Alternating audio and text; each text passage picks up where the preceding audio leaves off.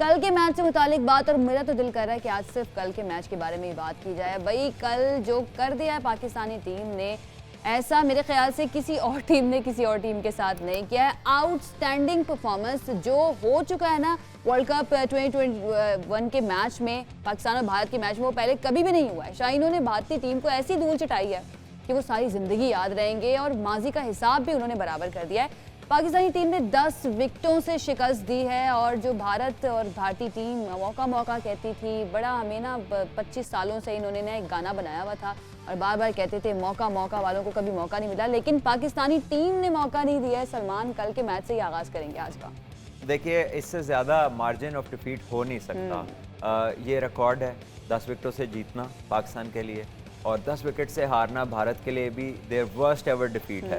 So for us the best possible, for them the worst possible. और पाकिस्तान ने अपने लिए बड़ा हाई स्टैंडर्ड ऑफ एक्सपेक्टेशन जो है ना वो सेट कर दिया है, बार बड़ी हाई सेट कर दी है, बिकॉज एक कंप्लीट डेमोलेशन जॉब था।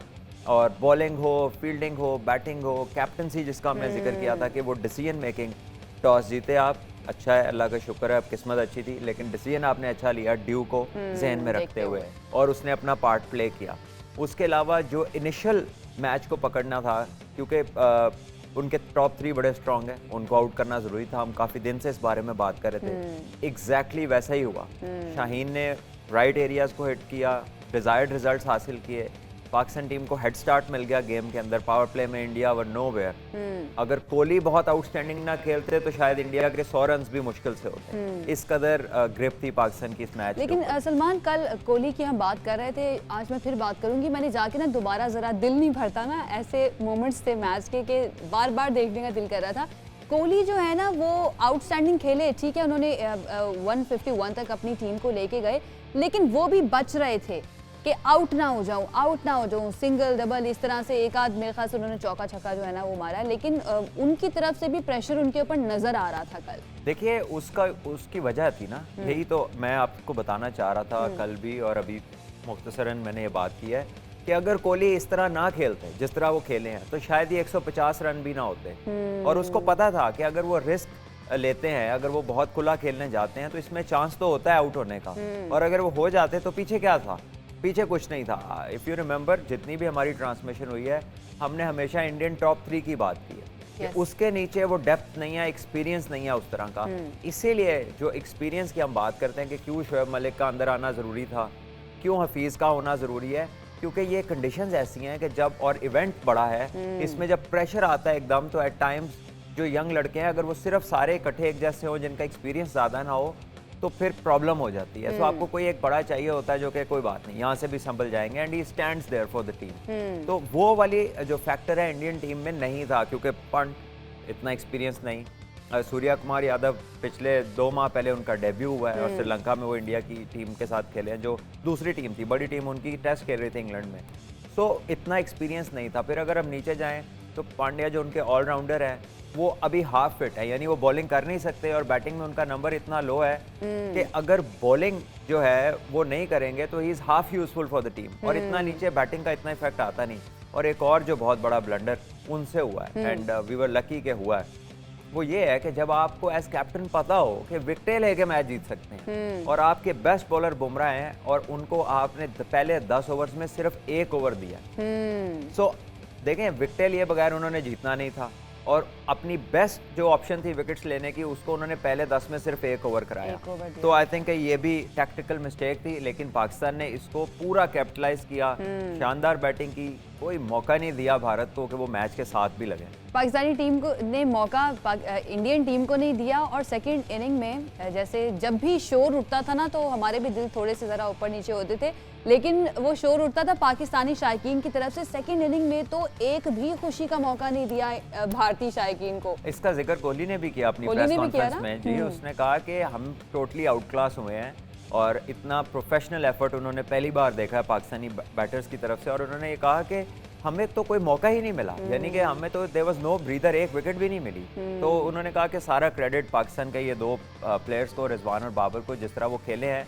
और उन्होंने बार बार प्रोफेशनल का लफ्ज़ इस्तेमाल किया, विच मीन्स कि जब आप बिल्कुल आपकी एक्यूरेसी प्रिसीजन होती है, आप एग्जैक्टली वो करते हैं जो आपका प्लान होता है, then you know you are called a true professional, और वैसा ही इन दोनों ने अपना खेल खेला कल वाला। और कल बड़े रिकॉर्ड भी बने हैं।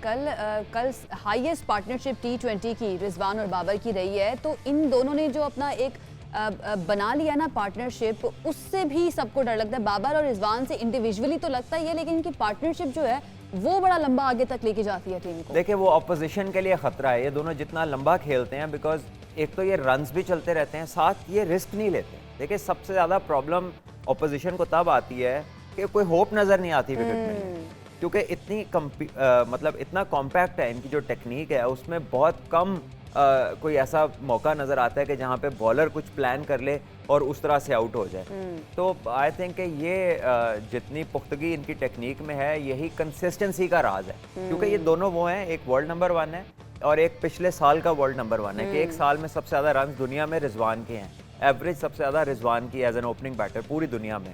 तो ये एक्सेप्शनल केस है कि दो जो वर्ल्ड के टॉप नॉच प्लेयर्स हैं वो पाकिस्तान के दोनों ओपनर्स हैं इस फॉर्मेट के अंदर। और इनकी जो कमाल चीज़ है वो है कि रिस्क मिनिमम है और आउटपुट मैक्सिमम है। बिल्कुल ऐसा ही है। तो शाहीनों ने भारतीय सूरमा जो है उनका गुरूर खाक में मिला दिया है, और कल की परफॉर्मेंस जो है उसके बारे में क्या ही कहने। भारत को ऐसी इबरतनाक शिकस्त दी है कि सारा हिसाब जो था ना वो बराबर कर दिया है। ग्रीन शर्ट ने 152 रन का हदफ बगैर किसी नुकसान के हासिल किया।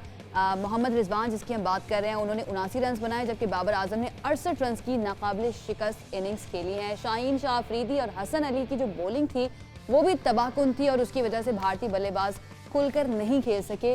इस पर आपको एक रिपोर्ट दिखाते हैं।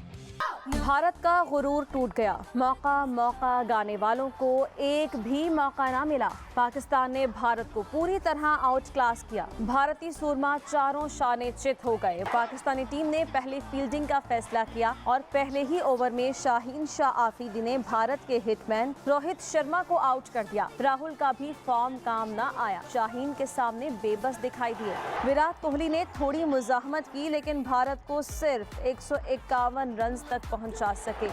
पाकिस्तान की तरफ से शाहीन शाह आफरीदी ने 3, हसन अली ने 2 और हारिस रऊफ शादाब खान ने 1-1 शिकार किया। जवाब में बाबर आजम और मोहम्मद रिजवान ने बैटिंग शुरू की तो भारतीय बॉलर्स बुरी तरह फेल हुए। बाबर और रिजवान ने ऐसी धुलाई की कि भारतीय बॉलर्स को लाइन और लेंथ ही भूल गए। बाबर आजम और मोहम्मद रिजवान ने T20 वर्ल्ड कप में सबसे बड़ी ओपनिंग पार्टनरशिप का रिकॉर्ड कायम किया। मोहम्मद रिजवान 79 और बाबर आजम 68 रन बनाकर नॉट आउट रहे और तारीखी अंदाज में पाकिस्तान को भारत के खिलाफ वर्ल्ड कप में पहली जीत दिलाई।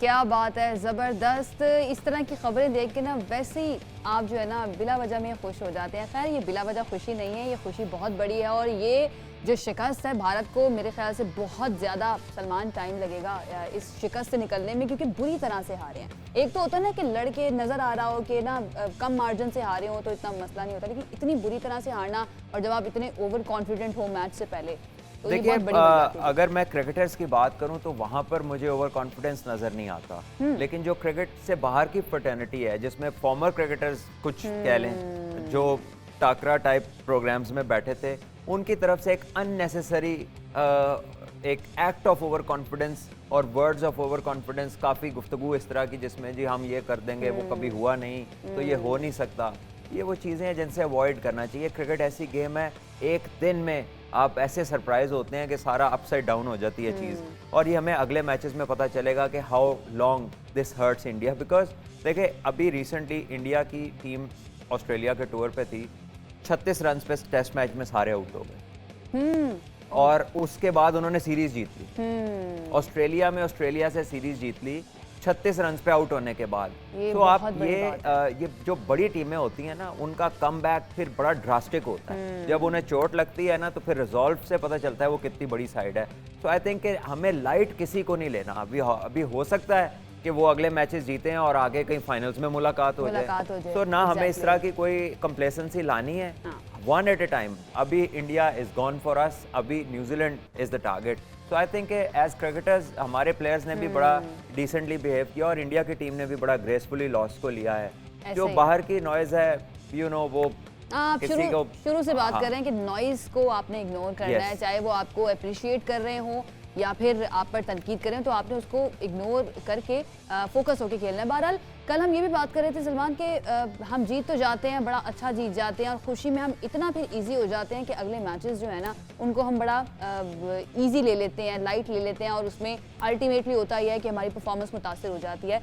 कल जो हम बात कर रहे थे वही बात बाबर आजम ने भी जाकर अपने ड्रेसिंग रूम में की और उन्होंने यही आपने भी सुना होगा देखिए वो क्लिप। बिल्कुल, मैंने वो क्लिप देखा और मुझे बहुत खुशी हुई कि एक प्रोफेशनल माइंडसेट इवॉल्व कर रहा है फाइनली, और coming from the captain himself it means a lot, because जब वो खुद ये बात कर रहा है तो उसने ही सबसे पहले खेलने जाना है, तो उसका जो प्ले है वो शो करेगा कि ये कितना डिटर्मिन्ड है और कितना अपनी बात के साथ है। और फिर अगर वो है तो बाकियों के लिए कोई जवाब पैदा नहीं होता कि वो काम ना करें जो कप्तान करके दिखा रहा है। देखिए कप्तान गलत शॉट मार के आउट हो जाए, कोई भी हो, और बाद में दूसरे को कहे कि तुमने क्यों गलत शॉट मारी, तो वो इन्फ्लुएंस नहीं करता उस तरह से। लेकिन जिस तरह बाबर खेलते हैं, 10 में से 8-9 दफ़ा स्कोर करते हैं बारी लेते हुए, रिजवान भी तकरीबन हर मैच में, हर दूसरे मैच में रन्स करते हैं, तो जब इस तरह की आपकी लीडरशिप का ग्रुप होता है ना तो फिर बाकियों के लिए मौका नहीं रहता कि वो परफॉर्मेंस ना दें या बहाने ढूंढें या सुस्ती का मुजाहरा करें।